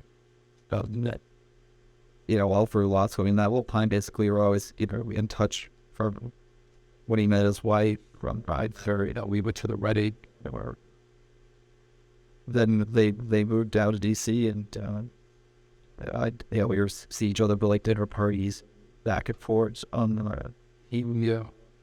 His wife just had both of her hips replaced. She's with degenerative joint disease, and threw her out of their house. She was basically laid off for a couple of months. We bought a bunch of injections and videos and stuff. Anyway, Robert emailed me. I don't know exactly when I have all the emails, but he emailed me like last week. It said, hey, he had taken a new job. He was at Covington for a long time when he was taking this job as General Counsel of Radio Free Agent. Try back from that good. Sort of like List of America for like North Korea, this places in a job. He said, I'm gonna beat the late shift or something like that, and it'd be great if I could stay at your place afterwards because it's going to be late. I'd rather not drive back out or something like that. And he lives out like boat. I don't know where it is. I did that this far. So I said, yeah, of course. Ben, he emailed me again, saying like, yeah, the time's a little wrong or whatever, but basically, show up at your house about 11. I said, great. He called me yesterday evening, said it was like 10 o'clock, took him, said, I'm ready. I'm dead, can't have come over. He showed up around 10:30. Dylan, our house is in Swan, apartment below grade. It's then I lost sleep. They either come into the house to get into it. And then what your house? First floor, and I thought Dylan's bedroom's on the second floor. hear the doorbell. We went down to let him put it. I came down. Victor had already got upstairs, gotten undressed, got in bed. He watched what it looked like. Well, I didn't want to come downstairs. So, Price goes over his story once more, this time with minimal interruptions. So, like, when we went down, we stood around the kitchen sink. We had like a glass of water, shot the bowl. I was Robert visiting the late crew. It seemed to me, I think it was the gentleman council made like, Robert said, the guy before him got the boot. One of those, it's because we didn't communicate well with the peoples. That quote. When I put up debating to breathe, this we could go this way. It was a meaningless conversation. But we went upstairs together, and we showed Robert where the bathroom was, in that middle area, the TV and stuff, and then that front room's office, like home office, basically. Like, there's a pull-out bed there, so we pulled out the bed. It was already made for me. And Now, was Dylan there? Yeah. Okay. Yeah, he actually let Robert in the front door. Brothers. Yeah, and he was with me the whole time. We're showing Robert, here's that, how it worked. Then he went into, I was going upstairs, but it was a good night, and there I was saying in the morning, he said, I'll take a shower. Now, he got there about 11. Robert, no, I think he got there more like 10:30 because we were watching the show, and I said the show was like half over, and you go in with it, half over, one video was. And then I ran downstairs. And then I ended up, after all that, back upstairs to see like the last 5 seconds. So that's how I ended up times. But Robert did. I know he took the shower, went to bed. We watched the end of that show. I started watching the beginning of another one. After that, I said watching TV. It didn't say it was up, but he was asking like it. So I just turned it off for a about it, 5 of anything. About to sleep. The next thing I knew the chimes. One of the control bands for the alarm system was right by on the door. Well, always wakes me up. When I was on times, and whenever someone comes in, I'm asleep. I'll be right and wake up. And I didn't think I was like, oh, Sarah was to come in. She had told us earlier. I'm going to Tom and John's, watch dinner, have dinner, watch TV, whatever. May come back, maybe. Well, she's done that before. They have a guest run. She's like, so she's like, it's not full for all we did. She doesn't have a card. So I just thought, Sarah came home, and no big deal. Then I don't know how long it was. I did not fall back to sleep. Yes, or maybe it was 2 minutes, maybe it was 5. I hear once. I said to the guys first yelling, but it's not. It wasn't people yelling words. It was like, oh, something like that, like repeatedly, and it just wasn't the kind of thing you hear in your house. Just like it's a strange thing. I got up. Victor got up. We went right downstairs. We didn't like fly down the stairs, but we were concerned. We went downstairs. And in my head, I was thinking like, maybe Sarah came upstairs, just saw a light or something, and like Robert scared the shit out of her, or vice versa. Anyway, when I got down to the bottom of the stairs, the door was open into the room. Robert was aiming on the bed at speed. I drew it. He had blood on his shirt that was visible. And like I said, I really don't. I think I said the knife was laying out. One of the officers actually, I think one of the guys last night, whatever, said, was it in him? I don't know. I mean, it was very surreal. Victor was screaming. He became hysterical. So before I touched Robert, I was just turned to Victor and grabbed him by the shoulders and was shaking him, saying, "Go call 911 now." And he did. He ran up the stairs, and I turned to Robert and I tried to find a pulse. I moved the knife. Again, Price switches his story to Zaborski going upstairs to make the call. And I lifted up his shirt, and I could see there was a puncture wound right of his belly, still clearly, a puncture. And there was a lot of blood on his chest. I don't know if it was, I assumed he had been stabbed in the chest too, but I wasn't like moving anything to see any more than what I'd seen. I just kept saying Robert and Carol, calling his one wrist for a while. I don't know how long that was. Victor came back downstairs. He was talking to 911. They were telling him to do things. He had to be in towel. I put the towel on Robert. He actually mowed a little bit. He didn't look at me or focus or anything, but that was the only time I ever made any voice while I was there. Other, you know, and I just tell the tale, and you know, Victor talked to me, Wayne, and then I know at some point, you know, I just very, you know, I wanted the ambulance to come very badly, and I just kept saying, "Where's the ambulance? Why's the ambulance getting here?" Ask them to tell them we need the ambulance. Get them down there. You know, eventually got there. Well, at some point in this process of me telling Victor to go upstairs and going and holding on to Robert, Dylan came out of this ring, and he looked like. Still no explanation as to why Zaborski went for the upstairs phone rather than the one that was closer, or why it took that long for Ward to join them, if Zaborski had been as hysterical as Price said. He was putting on his robe. It looked like he had no fucking clue what happened. Didn't handle anything. His room is right under the air conditioning system for the house, so you know, everything hums like that. You know, very viable. So you know, it would surprise me that he wouldn't hear. Frankly, he came out. He didn't look concerned. He was just sort of like, you know, what's going on? You know, he was putting on a bathrobe. Then he saw this, and I don't know what. I'm sure I said something. I'm like, what the fuck happened? What's going on? What, you know, you know, at that point, everybody was, I think, scared. There maybe there still was something in the house. That when the fire department showed up, you know, I don't know if there was hauling on the phone bill in there, or we were saying it would have been, but you know, it was very. He was scared. Victor did not want to go downstairs because of that. And you be the that's probably in the night to tape. But then he did. He you know, ran down to the front door, opened the door, and you know, the guy stepped in. They came out. They put Robert in the stretcher. They took him away in the back way. You know, then I could see there was a lot work on the bed, in like two spots, like kind of like under him. Did you move him at all? No. Well, I knelt by him. I moved one of his arms. I think he had one arm across him in some way. I had to move it, you know, to lift up his shirt. Do you remember what arm that was across? I don't know. I did this. I know that was worn. And I remember very distinctly his hand was like this. He had his thumb between his two fingers, and it is squeezing it, you know, hard. And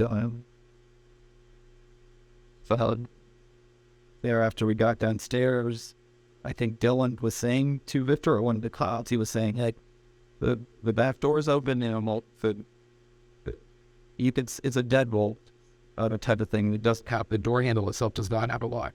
So you can see, you know, kind of from across the room if it's turned up or turned down. And I could see that too. And actually, but not only was it unlocked, but the door was like, you know, just if you not flush with the frame, right? And so I don't know what exactly they would say. When had it been open before, and then I heard somebody else later said, well, maybe one of the cops went for the door and it did, you know, a minute it was open. And then I remember looking at the night block. I recognized. Do you remember ever walking the door? I don't. Well, you guys normally walk it? Yeah, we normally lock it, but it has happened once somebody, you know, they come down the country, they shit about, the door was unlocked, I don't know. Last night we were grilling steaks, but the whole damn grill caught on fire and the top it once before, so it flared.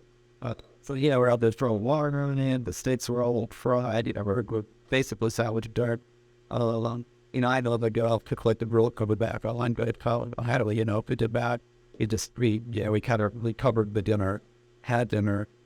We had wine at dinner, and we had 2/3 of the body between two of us. That's been on it. We just sat there for a while, and we have this big fucking leak up in our outdoor master bathroom shower that we supposedly fixed a few weeks ago, the weekend bit. And I was testing it to see, you know, if you flow water through like a tube or something out work. Well, I forgot all about it and left it on altered dinners. And I heard the telltale water ran up, and it, you know, it was a big mess. The water about poured out of coal and whatever. But I was just thinking that shit up.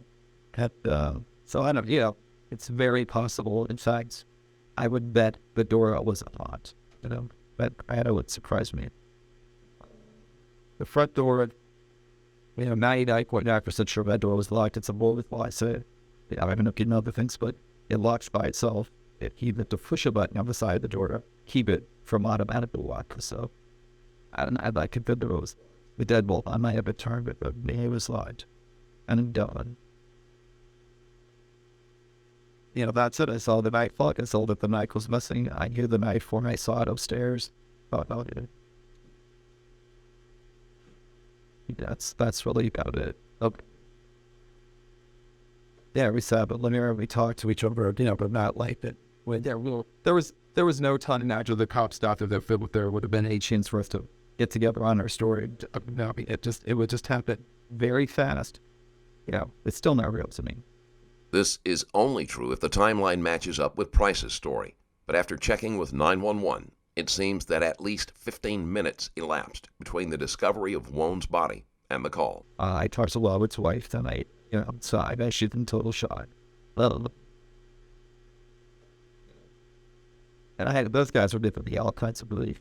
And then they said I seen FBI agents interrogate terrorists who were more professional and kind of polite. And I don't mean they were being tough on me. I mean, they were saying things that they needed to be said to figure out what that's true. But that if that's I hope most of the mistakes. That if you look at the stuff, I know it may sound fucking crazy, but it is crazy. Someone came in the back of our house, I think, through the back door, got that knife, looked for something to sell or whatever, came upstairs and, stumbled onto a surprise and, stabbed the guy, and then took off. And I don't have any doubts unless this was some sort of black or with blood, that Mr. I'm going to pawn something, left something in that house, a knife off the back door or whatever. I mean, that's my bit. I know kind of one tiny itty bitty doubt that neither Victor or Don did a sole thing to Robert. No one. And frankly, if I did, we would all have lawyers when we came in. I ask it for talking to you now because when lawyers say, don't do it, But I told Gappy, look, if I had anything to hide, I wouldn't be talking because I know better. But I don't. Let me ask you that when your back door area, even in the back patio area, if you locked yourself out of the gate area, how much do you get in? Well, And I've got to be honest with you, I think it would be a challenge to get over the fence. I mean, it seems to me it's hard, right? Our car's parked right there, so, and it's very close to the gate. So I suppose if you wanted to, you just step on the car and get up onto the edge. One other time that we had some contractor who was there. It was just a meetup. It was a cover or somebody. We had all these drainage issues in the back. And I wasn't there on time, but after the boy I did. Damned if he didn't get over the fence. I never asked him how I did it, but when I came through the house and I found it in the backyard, I'm like, well, so much for the, gate. So I know somebody can do it.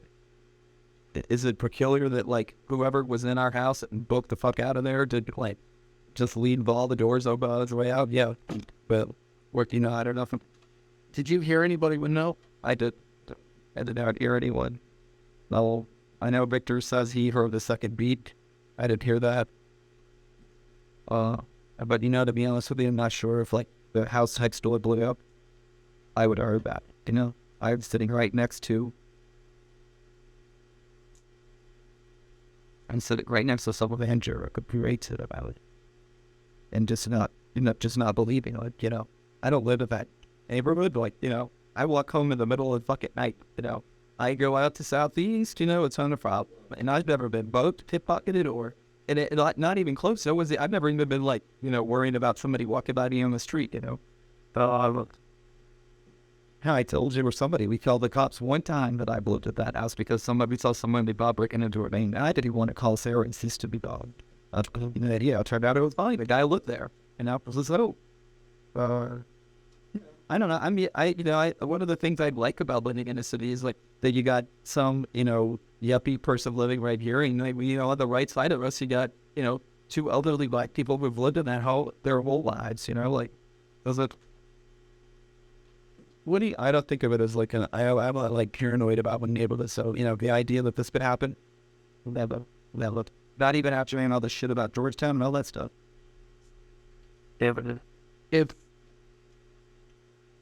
So if the door's left open, is there any extra alarm that goes off, or was the alarm set? Or No, it wasn't sad. To AT, we have never turned the LG on in my head because it has motion sensors in the house, and like depending where you are, the roll won't go off. I think you get the inverse. But honestly, we've never even tried that. We had that system in our old house, different company, but same idea. Then we just stopped doing it. We did it for a little while, and we're like, who cares? We're home. What's the worst thing that could happen? Someone comes and sees we're on, they run up. Generally, those types of chimes are not very loud. Price and Zaborski supposedly heard them from the third floor, but somehow managed to sleep through someone walking in, going through several rooms to search for a weapon, as well as the attack and murder of Wone. We started about 3 or 4 months ago. I mean, Sarah was just like, oh, you better, we should set the alarm. She writes something on the paper. We started setting it when we left the house. It was odd. Several times yesterday.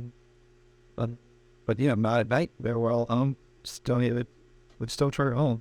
But when you, without it set, without the alarm function, the doors chime anyway. You have to turn the lock if you want it to, right? And the door will chime anytime that it's opened, And you open it and then close it, it doesn't. It chimes just once. It doesn't chime when you close the door bound. You have to break the seal again of the car touch it. But I, no question, Dennis. I absolutely know, without the shadow of a doubt, somebody opened that door, and came in our house. With that would be out. And then they just I really thought, well, Sarah came out, it's quiet. That was a fun fruits. And you can look at both video or whatever, and the one guy was giving me a hard time about he just enthused about that to be trying to gay up Robert and all this shit. Why did I keep in contact with the gay and all kinds of other Did anybody in your house have a relationship with Lander other than just friendship like he did? Is that still in it from long past or no, Mike? Well, he knew Victor for a while because I've been dating Victor for 6 years.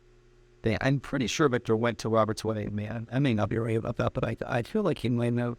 Well, it was quite a while ago, though. But like I said, we went out to Robert's house when his wife was But they knew him through you. Yep, they didn't know. That was the Hunter. No, though they met up to Brand. But yeah, they got up at their wings on it. By Kathy too, his wife. But yeah, had of it. It was not any of us. There was some on the face of the earth. That's what I was trying to tell those guys. Like, okay, I buy you think it's weird that there's like Captain or whatever, the gate and all this kind of stuff that's strange to this, but what on earth would possess us to do this? Nothing. They were very big on that. Well, was he experimenting? All this kind of stuff, You should ask Robert's wife. I think they were happily married. Robert is that he was the straight, true blue. Like I said, if he had a daughter, you'd want this data period. And that's from back one end, Robert did drinking something. He did smoke marijuana. He didn't do anything bad. He didn't even cuss. And he was a straight A student, just together. You can't imagine one person that didn't like him or that. Price keeps stressing how Wone had absolutely no vices. This sounds good at face value, but all it does is make the detectives wonder what Wone had to hide and why Price, Zaborski, and Ward would want to cover it up. Yeah, I don't know what tactics they use when they talk to people. But when I was up there, I saw the gate and everything and the fences and the neighbors, chain garage door down may have going on. That whole place looks pretty secure. And that's why I looked at it and said, not to say that if they didn't come in another place, we couldn't have, we won't know until we looked into it further. But, the fact that we were just a little stunned that somebody leaked this fence or, that was my, the way I looked at it as well is, and then to take off out of the house and still, leap back over, you know what I mean? That's why It sounds great. If you told me this and I wasn't in this place all night, I would say, no way, I cannot have. That's crazy. Or what damn if it did. So, I mean, maybe they didn't go over, maybe, I don't know how they got over the fence, but someone came in there and picked up that knife. Not, unless the guy was wearing gloves, you guys were fine. Yes, my Chris Rod, because I'm an ass, I picked it up, despite knowing better. But, in 1 second, that was not anything on. That didn't make any, I didn't give a shit what I touched or what a mess the place was. I wasn't even thinking about it. So I think you have to buy the stuff because, there was somebody in there. One. Or. There's just there is no reason opposite of even if Victor or Dylan could do it. I mean, these are like, they couldn't, spank a child who was being bad. You know what I mean? Like, this is me. It's, the way. It's, like I said, it'd just be like finding a get the bill in your house when they came home. That's how, like, this is not, it's this. This is all, when somebody will it be, I'll just wake up in my bed. Yeah. One. And, you guys can have whatever you want, for whatever you want, Other than some more pornography, there's no, they had to be shipping ready, got a spot that they can, they can find that up.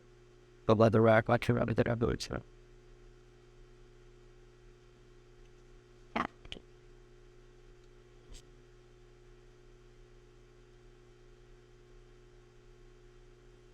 Stroked it. Was there anything else you didn't? I mean, was anything missing out of your place?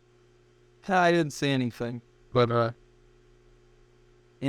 think part of my whole thing about doing drugs and all that is, I kind of spoke to somebody, you're one of those guys who's asked me about don't take any antidepressant to it. My brother was out there now, sprayed guys recovering alcoholics, a positive 10 years, fucked around with all kinds of drugs, and has put me through the winger a few times off my head, would disappear with a car or with a TV, literally take his own car and give it to his drug dealer and get drugs, so I believe anything is possible like that. But I also believe and I do this from Michael, my brother.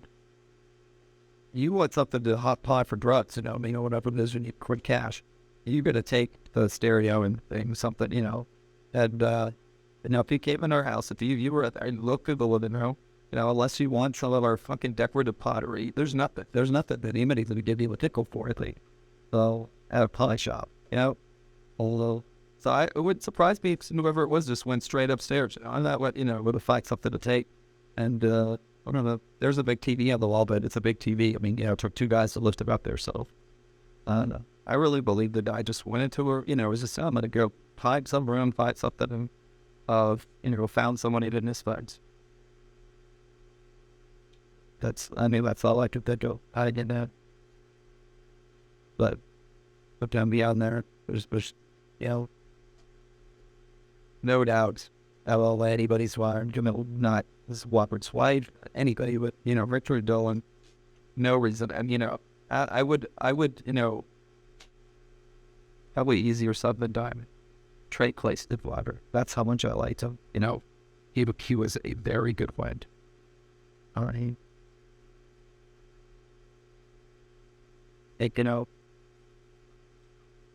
We'll all live forever in this weather field. Try to fucking have time to get her.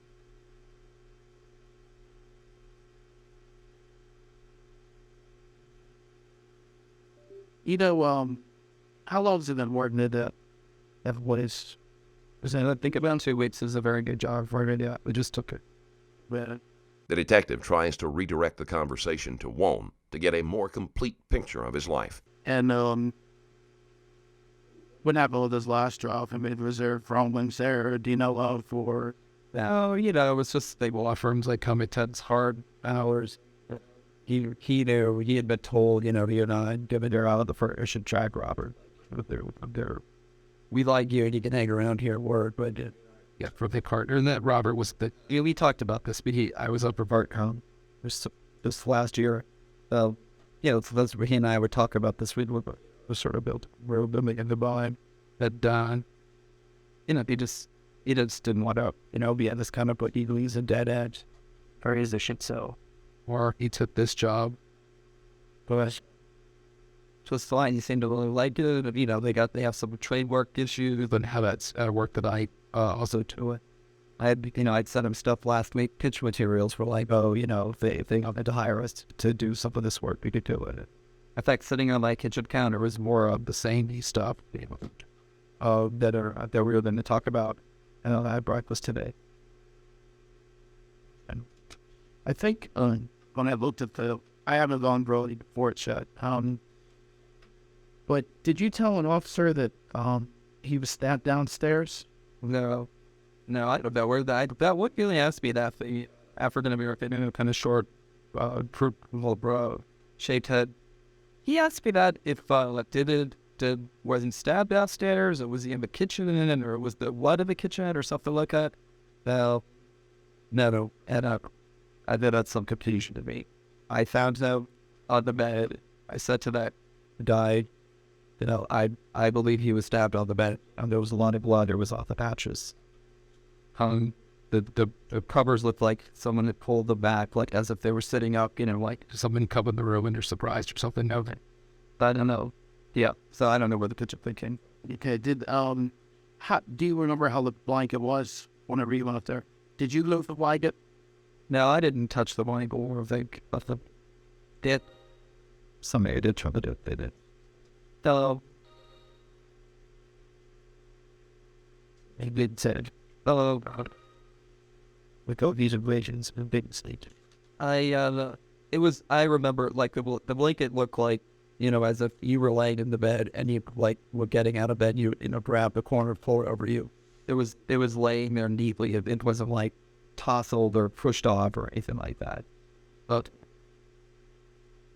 the whole room was like that. I mean, everything looked fine, except there's this guy in there with a bloody shirt laying there, with a bed of extreme to do way back.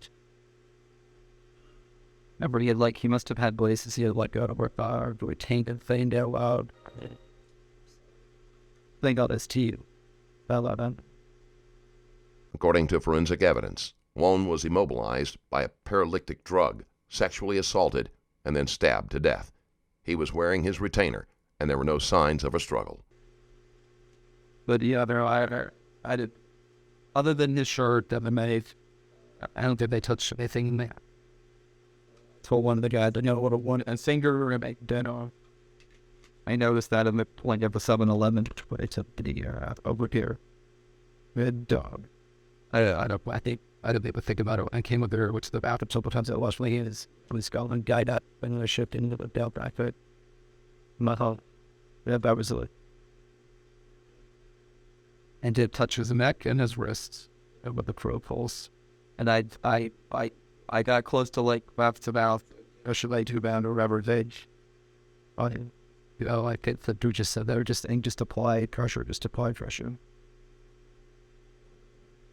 Obviously, and I know they were giving us a great look of time at the call, whatever, but yeah, and I'm sure that they're asked what time. I think, after the fact, he didn't tell me at that second, but later, sitting downstairs, is that, to me, or to one of the officers who was asking about the time before it happened, when it was 11:43. But, the many requests took them. But, and you guys, there are phone records, you can see about the phone itself keeps track of all the calls on the time at the town, so it's going to be a doubt about what you call. That was this right after we found however. All right, just give me a couple minutes. I'll be right back here. Yeah. Well, I've went into the baby of the into it. Didn't tap out the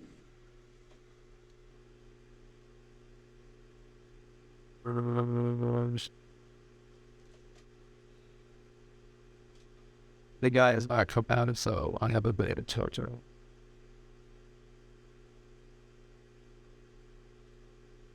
He what? Yeah, I know. The other night, so 10 minutes to turn to you about where I fully took, but he seriously got slapped her and go.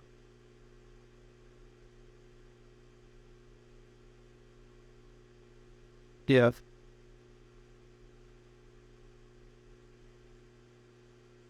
Yep. Yep. Okay. Done that. Well, it does.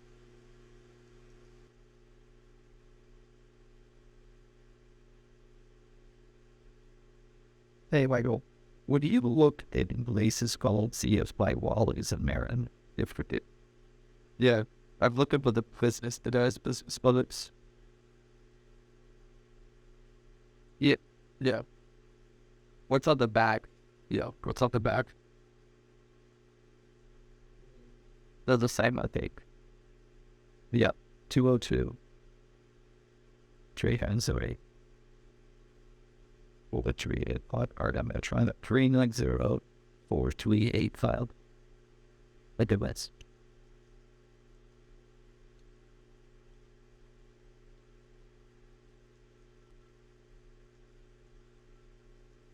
For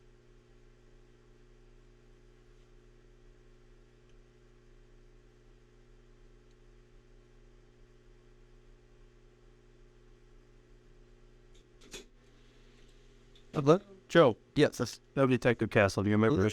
I've heard you're knocking on the door. okay. Yeah, I need to go, and I would like to see Dylan. We've been here a long time. Okay, you can certainly go. I'm just going to shut that just a little bit. So you can certainly go. You don't have to stay here, obviously. As far as seeing Dylan, they can't see him here.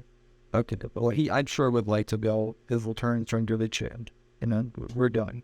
I don't know if he's being told what his rights on the day. I suspect not. It's closed on 12 hours. This is Certainly, we inform everybody what their rights are, and nobody argues rights at the appropriate times.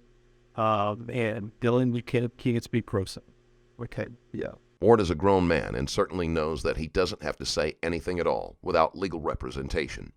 For some reason, Price has been determined to see him as soon as possible, but he doesn't seem as concerned about Zaborski. One thing before you go that I'd like to just get clear. When you were talking to the other detective, Sergeant Wagner, I'm not sure, this taller white guy, Golder, and Detective Growers, that interview ended with you wanting a lawyer. yeah. I've talked to it. Okay.